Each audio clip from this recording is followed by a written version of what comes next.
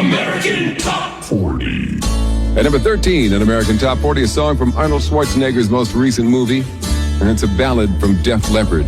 The band's guitarist Phil Cullen told us how it ended up in the movie. They were looking for songs, and we sent them a tape of just like stuff that we hadn't really used, or B-sides, and some of the songs that are going to be on Retroactive. And they went, wow, this is great. Can we use it? I was like, yeah. It's just an acoustic song. We started doing it live as well. And again, you know, it's kind of fun. It's different. We recorded it a year ago, and Joe wrote it while we was doing Adrenalize. It's kind of a love song. American Top 40. Please hold.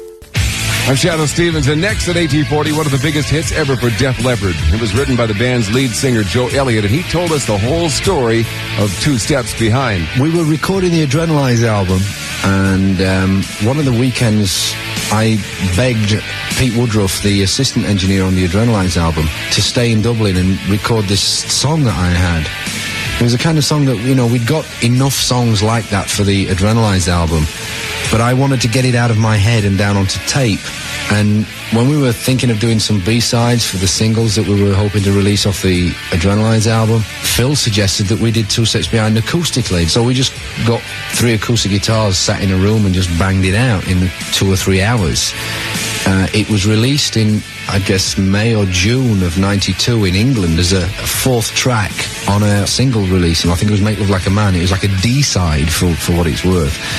And a year later, Last Action Hero people come knocking on the door saying, we'd like you to do a song for us. What have you got that's not on the album? So we sent them basically all the songs that were going to go on Retroactive. They chose Two Steps Behind because they thought it was obviously the kind of song they were looking for. And it went on the movie soundtrack. It was always going to be going on our album as well. And then in June of this year, when we were doing the finishing touches to the album, we decided to dig out the electric version, and it's kind of a bit of a strange story, but it's the truth. And here's something special for you on AT40. Here is the electric version of the song at number 19, Two Steps Behind. Next at number 22, one of 20 songs by Groups, the current hit by Def Leppard from their latest album, Retroactive.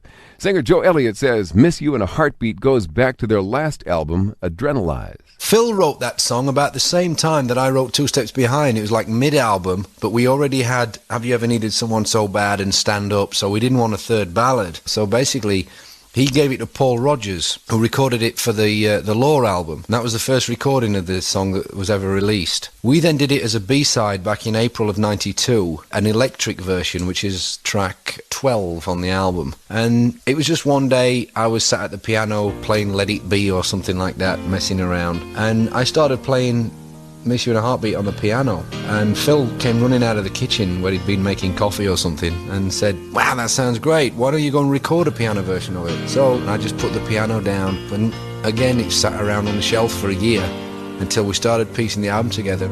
I believe. American Top 40. I'm Shadoe Stevens, and a couple of years ago, the band right here at number 35 beat the Boss to number 1 on the Billboard album chart. It happened the week Bruce Springsteen released not one but 2 albums. The long-awaited Human Touch and Lucky Town blasted onto the chart at number 2 and 3. Debuting above him in the top spot was Adrenalize by Def Leppard.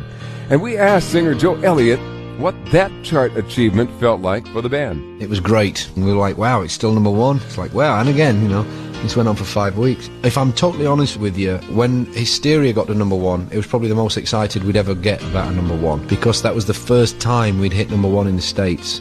Everybody was just leaping up and down, hugging each other, going, yes, you know.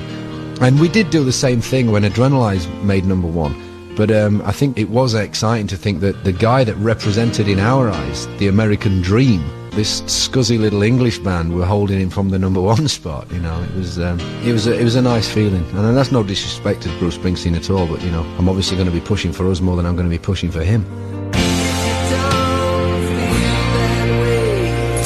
Def Leppard, Miss You in a Heartbeat, made it to number 17. Now it falls from 28 to 35. Hi, I'm Phil Cullen of Def Leppard, and this is the world's biggest radio show, heard on every continent on Earth. It's pretty big, I guess. It's American Top 40.